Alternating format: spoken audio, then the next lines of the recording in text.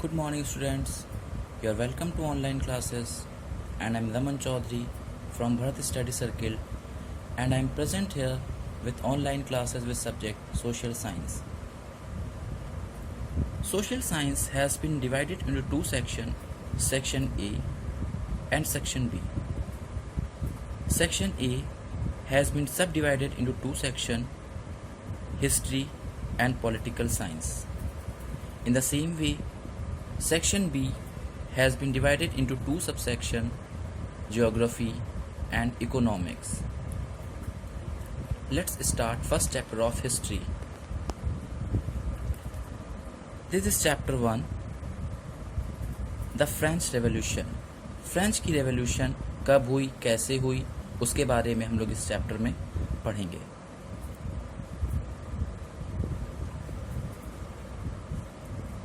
Multiple choice question.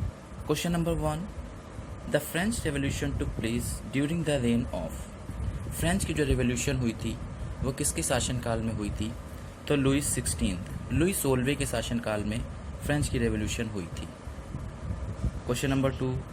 When did French Revolution took place? French की revolution कब हुई? In 1789 AD. French की revolution 1789 AD में हुई थी. Question number 3.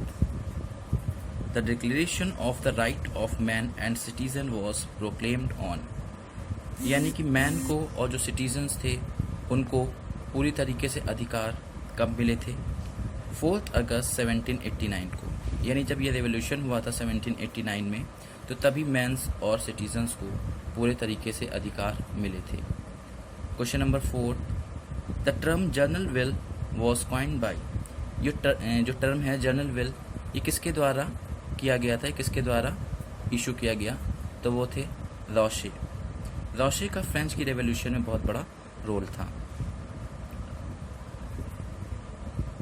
France revolution was declared a republic on. France को declare किया गया था रिपब्लिक कब? 22 सितंबर 1792. यानी फ्रांस को पूरी तरीके से जो रिपब्लिक किया गया था वो 22 सितंबर 1792 को किया गया था.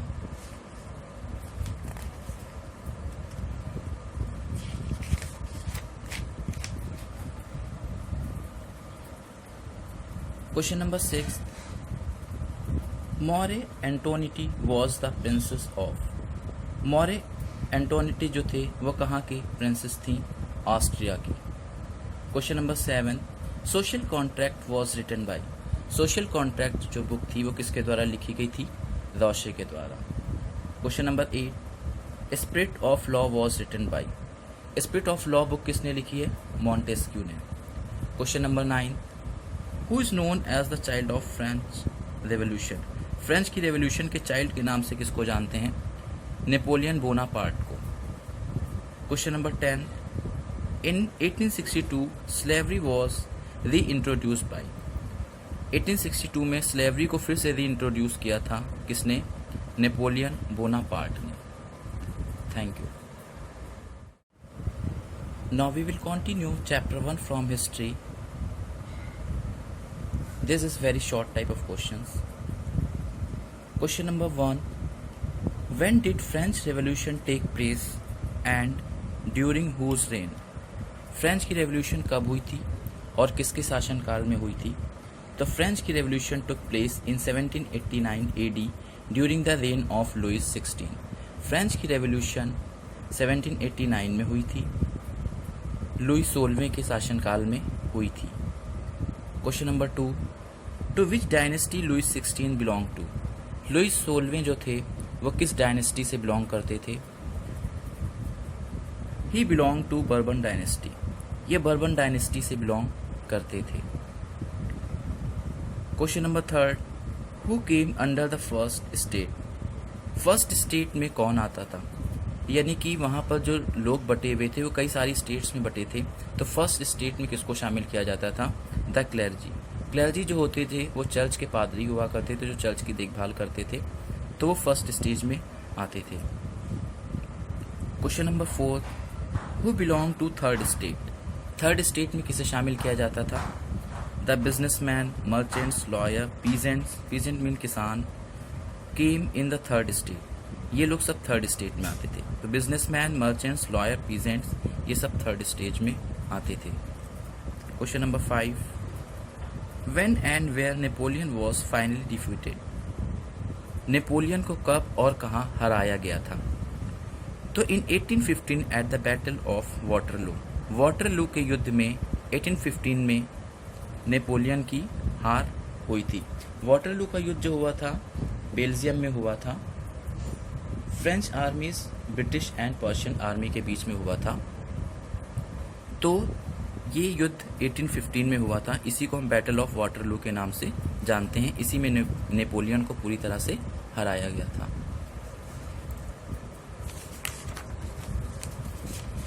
Thank you. Now we will continue chapter 1 from history. This is short question answer. Question number 1, what do you know about Marseillaise? Marseillaise क्या था? Marseillaise was the patriotic song composed by Robert de Lisle.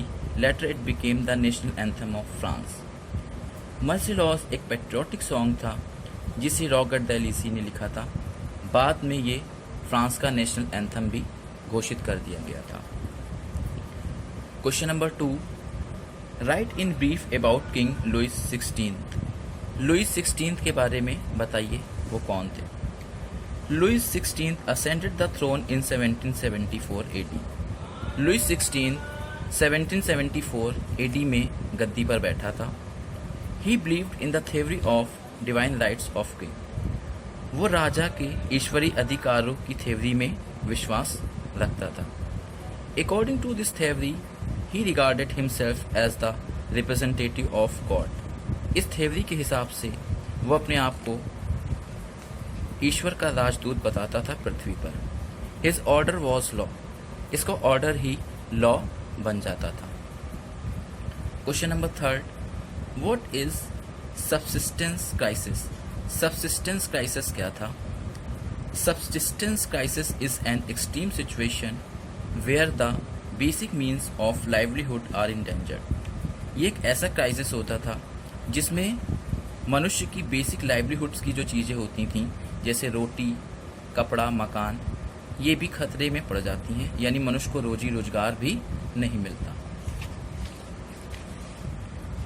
Question number 4, what is the effect of 14 जुलाई 1789? 14 जुलाई 1789 का क्या महत्व है या इसका क्या प्रभाव है? As the result the revolution brought about the downfall of the monarchy. इस रेवोल्यूशन से जो वहाँ का मोनार्की शासन था, राजतंत्र, वो पूरी तरीके से ख़त्म हो गया था। With the result France got its first written constitution, और इसके परिणाम स्वरूप फ्रांस ने अपना संविधान लागू किया था, या फ्रांस को पूरी तरीके से अपना संवैधानिक दर्जा मिल गया था। Thank you. Now we will continue chapter 1 from history. This is long question. Discuss the political causes of the France revolution. France की जो रेवोल्यूशन हुई थी उसके पॉलिटिकल कॉजेस क्या थे, किन कारणों से ये क्रांति हुई थी? Following are the political causes of France revolution. France की रेवोल्यूशन के पॉलिटिकल कॉजेस कुछ इस तरीके से हैं।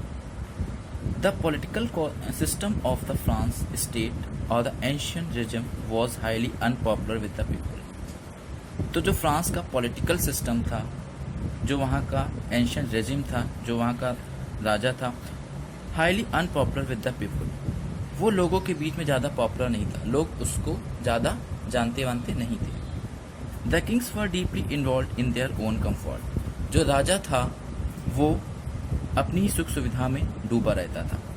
And never cared for the betterment. वो कभी कुछ भी अच्छा नहीं करना चाहता था, लोगों की भलाई नहीं चाहता था। The representative institutions which were present earlier in France had either been destroyed or brought under king's control. तो जो वहाँ पर रिप्रेजेंटेटिव इंस्टीट्यूशंस चलती थीं फ्रांस में पहले, वो या तो नष्ट कर दी गई थी या फिर राजा के कंट्रोल में ही चलती थी। The administrative system was faulty and disorganise. जो वहाँ का प्रशासन था वो पूरी तरीके से फॉल्टी था और डिसऑर्गेनाइज था, ऑर्गेनाइज नहीं था सही से। The prize post were given only to the aristocrats and the nobles. जो वहाँ पर पोस्टें दी जाती थी, सर्विसेज दी जाती थी, वो केवल अच्छे लोगों को ही और नोबल महान लोगों को दी जाती थी। एरिस्टोक्रेट्स मीन्स होता है जो राजा का बेटा हो, उसी तरीके के उनके ही वंशज जो।